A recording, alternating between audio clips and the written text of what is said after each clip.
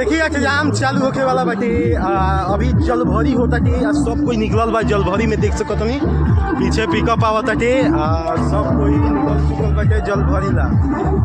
सबनी चली वीडियो में बनल रही थोड़ा सा आवाज के दिक्कत आई क्या है कि पीछे डीजे बाजता तो हमारा आवाज थोड़ा कम सुनाई दी। पूरा जोरों शोरों से इंतजाम शुरू हो 2-4 घंटा में शुरू हो जाए तो लोग जरूर आए। तो चली जल भरी के वीडियो दिखाओ तनी कि आखिर में कितना लोग जुटल बाटे। चली लोग के दिखाओ तनी कितना भीड़ बाटे।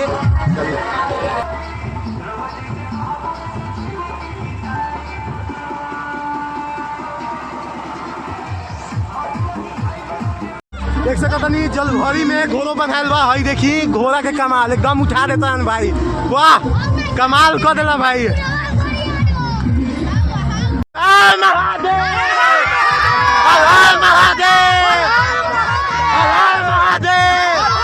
जय श्री राम जय श्री राम जय श्री राम महादेव।